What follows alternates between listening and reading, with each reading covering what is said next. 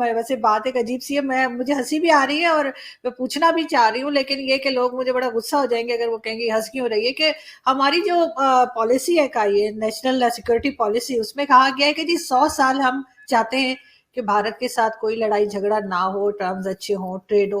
तो खैर अगर हम कुछ साल भी अगर हम कर पाए तो बड़ी बात है, 100 साल तो मुझे नहीं लगता। लेकिन आपको क्या लगता है सर, क्या हम 100 साल ऐसे कर पाएंगे? क्या हम अच्छे टर्म्स बनाने की तरफ चल पड़े हैं? क्या आपको लग रहा है कि इस तरह की स्टेटमेंट क्यों दी गई है? आरजू जी, मैं समझता हूं कि जिस तरह से आप बहुत ज्यादा खुश हैं और मैं भी बहुत ज्यादा खुश हूं कि मुझे उम्मीद नहीं थी कि इतना उम्दा बयान आ सकता है, लेकिन अगर आया है तो हम एतबार करें और उम्मीद करें कि साफ गोई से दिया हुआ बयान है।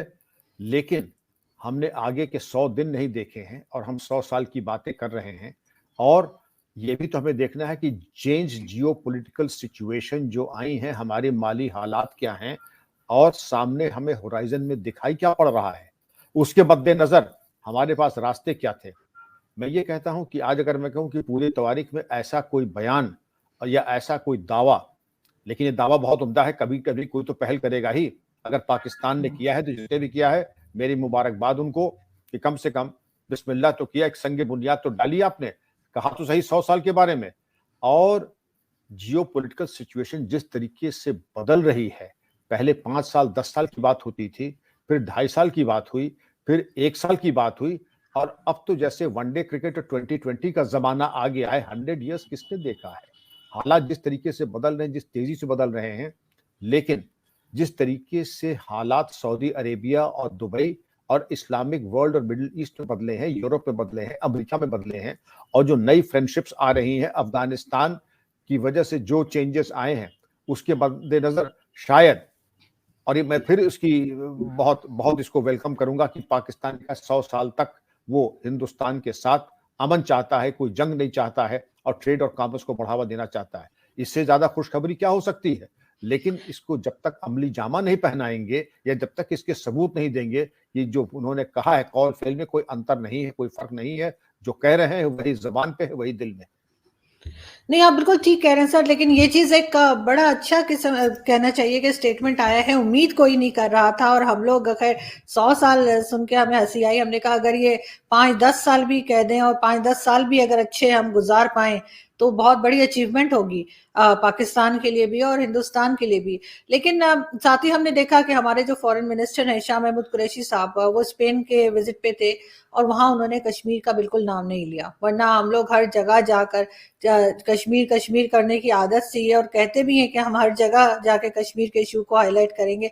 लेकिन इस बार पहली बार ऐसा हुआ कि फॉरेन मिनिस्टर गए हैं और उन्होंने कश्मीर का जिक्र नहीं किया, और इस चीज के लिए भी यहाँ पे काफी लोग बात कर रहे हैं। क्या ये भी एक स्टेप है उस तरफ कि हम कश्मीर को थोड़ा सा साइड पे करके और अपने टर्म्स बेहतर करने जा रहे हैं?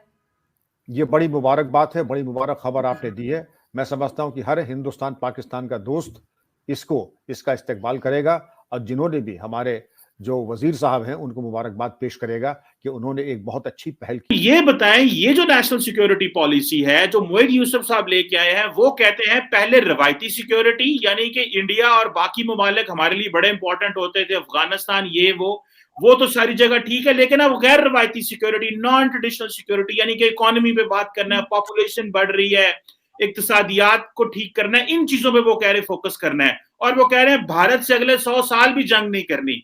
तारड़ साहब, आप कैसे देखते हैं? बल्कि शाह महमूद कुरैशी साहब यूरोप गए हुए थे, स्पेन और रोमानिया में, वहां पे उन्होंने कश्मीर का जिक्र मेन स्ट्रीम किया ही नहीं, इंडिया का नाम नहीं लिया। तो क्या आप पहले तो इस सारी नेशनल सिक्योरिटी पॉलिसी को और इस जो आउटलुक है इसको आप कैसे देखते हैं? जी, बस अब इस पे मैं पहले इसके बैकग्राउंड में थोड़ा सा ओपनिंग स्टेटमेंट में बोलना चाहूंगा कि नेशनल सिक्योरिटी काउंसिल और हमारे फॉरेन मिनिस्टर का दौरा और ये सब कुछ, ये एक मजाक लग रहा है, बिल्कुल ब्लंडर। वो पूछे किस तरीके से दो स्टेटमेंट्स आपके नेशनल सिक्योरिटी एडवाइजर की और आपके प्राइम मिनिस्टर की, जब दो चीजें कहूंगा तो ये सारी उसमें जीरो हो जाती है। वो किस तरीके से कि मोईद यूसुफ साहब ने आज से 2 हफ्ते पहले स्टेटमेंट दी है कि जब आप बाहर से पैसे, हमारी इंडिपेंडेंट पॉलिसी नहीं हो सकती क्योंकि हम पैसे ले रहे हैं बाहर से, IMF से या जहां कहीं से भी लेते हैं, और आपकी पॉलिसी कभी भी इंडिपेंडेंट नहीं हो सकती क्योंकि आप ऑलवेज बाहर के पैसों से मकरूज रहते हैं। नंबर 1। दूसरी स्टेटमेंट आपके वजीर आजम साहब ने दी है कि उन्होंने कहा कि हमारी अपनी नेशनल सिक्योरिटी हमारी इकोनॉमिक सिक्योरिटी, हमारी इकोनॉमिक इंस्टेबिलिटी की वजह से अंडर थ्रेट है। जब ये दो चीजें आपने बयान कर दी हैं, उसके बाद आपकी नेशनल सिक्योरिटी काउंसिल का तो क्यों नहीं बनता? आप इंडिपेंडेंट ही नहीं है, आप आजाद ही नहीं है किसी चीज में।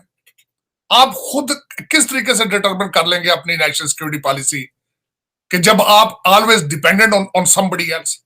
जब आपका स्टेट बैंक चलाने वाला गवर्नर जो है आईएमएफ का अपॉइंटी हो, आपका फॉरेन मिनिस्टर आईएमएफ का अपॉइंटी हो, एक्स उनका एम्प्लॉई हो, तो आपकी कौन सी पॉलिसी, किस पॉलिसी की बात करेंगे आप? दूसरा मैं ये बताना चाहूंगा कि आपके फॉरेन मिनिस्टर साहब हैं, वो बिल्कुल स्पेन गए हैं और रोमानिया गए हैं, वो बोर हो चुके थे। उनका दौरा सिर्फ मेरे ख्याल में तो तकरीबन जाती नौयत का था। मैंने जब उसके बारे में डिटेल देखने की कोशिश की कि वो क्या करने गए हैं। स्पेन में वो गए हैं क्योंकि वहां पे आपके डिप्लोमेटिक उनके साथ रिलेशनशिप की एनिवर्सरी थी। शाह साहब आपके 110 मुल्कों में एम्बेसी हैं, अब आप 110 मुल्कों में जाएंगे अपनी हर एम्बेसी खोलने की एनिवर्सरी में? और आपके मुल्क के अंदर आपके हालात इतने खराब हैं, महंगाई और आपकी इकोनॉमी, आप प्रैक्टिकली बैंकरप्ट हो चुके हैं और आप एनिवर्सरियों पे जा रहे हैं वहां पे। और दूसरा जाके आप वहां लोगों को कह रहे हैं हमारे साथ ट्रेड करें। किस चीज का ट्रेड करें आपके साथ? आप क्या एक्सपोर्ट कर सकते हैं? आप क्या इंपोर्ट करने की सलाहियत रखते हैं? आपने जिस तरीके से टैक्सेस बढ़ा दिए, आप कोई चीज यहां पे असेंबल करने और इंपोर्ट और एक्सपोर्ट करने की सलाहियत रखते हैं आप? तो ये एक मजाक है जिसको मेरा मतलब बार बार किया जा रहा है।